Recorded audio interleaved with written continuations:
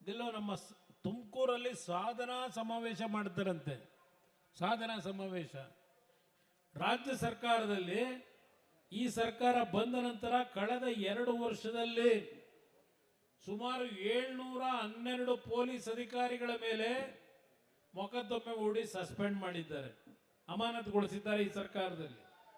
ಯಾರು ಆ ಪೊಲೀಸ್ ಅಧಿಕಾರಿಗಳು? ಎಲ್ಲ ಪಿಕ್ ಪ್ಯಾಕೆಟ್ ಮಾಡೋರಿಗೆ ಬೆಂಬಲ ಕೊಡೋರು, ಅವರೇ ನಿಂತು ಮನೆ ದರೋಡೆ ಮಾಡಿಸೋರು.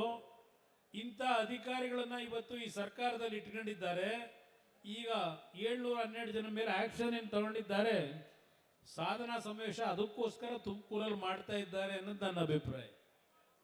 ನೀವು ಮೈಸೂರು ಜಿಲ್ಲೆಯಲ್ಲೇ ನೋಡಿದ್ದೀರಿ, ಇಲ್ವಾಲ್ದ ಹತ್ರ ಈ ಒಂದು 5-6 ವರ್ಷದಿಂದ ಇರಬೇಕು, ಪೊಲೀಸ್ ಅಧಿಕಾರಿಗಳೇ ಸೇರಿ ಯಾರೋ ಒಬ್ಬ ಚಿನ್ನದ ವ್ಯಾಪಾರಿ, ನಾನು ಇಲ್ಲಿರ್ತಕ್ಕಂಥ ಅಧಿಕಾರಿಗಳಿಗೆ ನಿಮ್ಮೆಲ್ಲರ ಮೇಲೂ ದೋಷ ಕೊಡಲ್ಲ, ಈ ಸರ್ಕಾರ ಯಾವ ರೀತಿ ನಡೀತಿದೆ ಅನ್ನೋದಕ್ಕೆ ನಾನು ಹೇಳ್ತಾ ಇದ್ದೇನೆ ನಮ್ಮ ಪೊಲೀಸ್ ಅಧಿಕಾರಿಗಳಿಗೆ.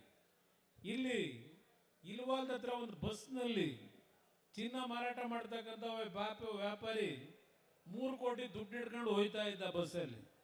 ಇಲ್ವಾಲ್ದ ಹತ್ರ ಬಸ್ಸನ್ನ ನಿಲ್ಲಿಸಿ ಪೊಲೀಸ್ ಅವತ್ತಿನ ಹಿರಿಯ ಅಧಿಕಾರಿಗಳು ಯಾರಿದ್ರು ಅವರೆಲ್ಲ ಸೇರಿ ಆ 3 ಕೋಟಿ ದುಡ್ಡನ್ನ ದರೋಡೆ ಮಾಡಿದಂಥ ವ್ಯಕ್ತಿಗೆ ಮತ್ತು ಯಾವೊಂದು ಪೊಲೀಸ್ ಕಚೇರಿ ಒಂದು ದೇವಸ್ಥಾನ ಇದ್ದಾಗೆ ಆ ಅಧಿಕಾರಿ ಇತ್ತೀಚೆಗೆ ಏನೋ ಒಂದು ಆ ಕಚೇರಿನಲ್ಲಿ ನಡೆಸಿದಂಥ ಚಟುವಟಿಕೆಯಿಂದ ಸಸ್ಪೆಂಡ್ ಅಂತ ಮಾಡಿದ್ರು. ಸಸ್ಪೆಂಡ್ ಮಾಡಿ ಮತ್ತೀಗ ಸಸ್ಪೆಂಡ್ ರಿವೋಕ್ ಮಾಡಿ ಅವ್ರಿಗೆ ಅವಾರ್ಡ್ ಕೊಡ್ತಕ್ಕಂಥ ಕೆಲಸ ಮಾಡಿದ್ದಾರೆ. ಇದನ್ನು ಮಾಡಿದ್ದೇವೆ ಅಂತ ಸಾಧನಾ ಸಮಾವೇಶ ಮಾಡ್ತಾ ಇದ್ದೀರಾ ಸಿದ್ದರಾಮಯ್ಯನವರೇ ಅಂತಕ್ಕಂಥದ್ದನ್ನು ಕೇಳಲಿಕ್ಕೆ ಬಯಸ್ತೀನಿ ನಾನು.